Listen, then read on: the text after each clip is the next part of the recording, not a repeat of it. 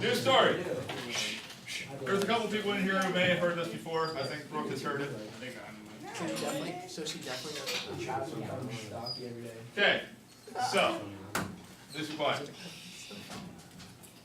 This just happened this past Christmas. For some reason, all this weird stuff happens to me around Christmas time. It's just how I am. Anyway, I'm not a very bright guy. I'm not very smart. I don't know if you realize this about me or not. And the reason, Why are you saying that? I didn't know that. You low self-esteem. the reason I say I'm not very smart is this. I went to the grocery store the day before Christmas Eve. Oh, Yeah, I know, this is what I'm saying. I was bagging groceries. Yeah, and so it's kind of like a blizzard. You know, when there's a blizzard coming, you buy the bread and milk and eggs. So when the blizzard comes, you have to make French toast, evidently. So I just needed a couple things. I just needed bread, milk, and like a box of cereal or something like that. I went to the grocery store a couple days before Christmas Eve, and there I am, okay, with my 4 or 5 items in my little basket, and there's no lines open. They shut the U-Scan down for some reason. You know, the U-Scan where you just scan it yourself. Yeah, the self-checkout. And so I get in line of the, there's this woman, I guess she's doing like a month's worth of grocery shopping. Okay, she has a cart just filled with stuff. Okay, and I had to stand behind her. And I'm usually a kind of decent guy. If I just had if I had a cart full of stuff and I see somebody behind me with just 5 items, I'd say, go ahead, you can go, I'll let you go. She didn't. What did she do? What did she do? She watched me. I'm standing there with my stuff, and she's just sitting there staring at me. Just studying me. And I'm kind of self-conscious. I'm getting really self-conscious about this entire thing. I'm just kind of like, I'm trying to look the other way, you know, trying to play cool, you know. I don't want to say, what are you looking at? You know, but she's just staring at me, and I'm just kind of killing time, looking at the tabloids, trying to see who Angelina Jolie is adopting this week, or you know, what weirdness Katie Holmes and Tom Cruise are up to, whatever. And then the woman starts loading her stuff on the little conveyor belt, and starts loading her stuff on the conveyor belt, and she's still looking at me. And then finally, the clerk starts checking her stuff out, and she finally talks to me. She says, I'm sorry, I didn't mean to,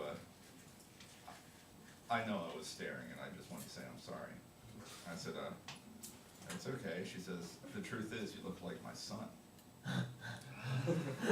Like, all right, and this isn't the first time I've heard this. I've always been told I look like somebody else. Did you go to Hempfield? No. Did you go to CV? No. I've never been told that I look like me. And so apparently there's a whole bunch of Mr. Shoot twins running around there, and their life has been like mine. I feel sorry for them. Anyway, so all these people run around looking like me. So apparently I look like this woman's son.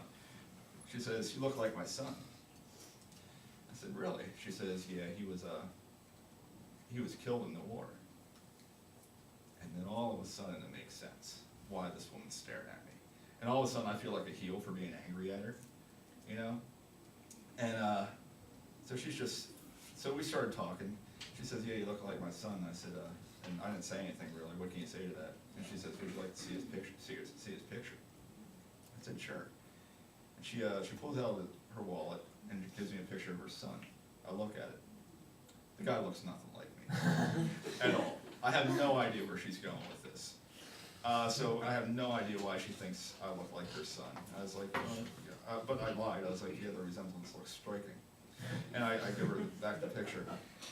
And so the guy's wrapping things. I mean, the guy's still scanning all her stuff. And she says to me, can you do me a favor? It's like, what? She says, when I leave, can you say to me, goodbye, Mom?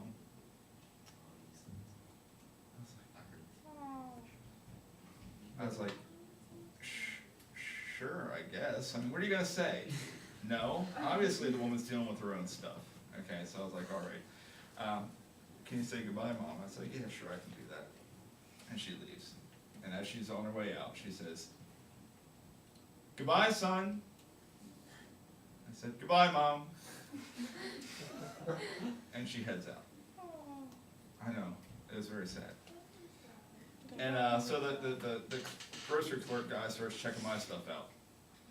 And he says, your total comes to $137.96. Oh my god. It's like, are you, no, that's impossible. I only have like bread and milk and a box of cereal and a couple other things. Well, you're paying for your mom's groceries too, aren't you? It's like, wait a second, that woman was not my mother. He says, well, I distinctly heard you say to her, goodbye, Mom. I was like, wait, no. That is completely wrong. And I was like, well, what are we going to do about this? This woman was not my mother. He's like, well, I don't know what to do. Somebody has to pay for these groceries.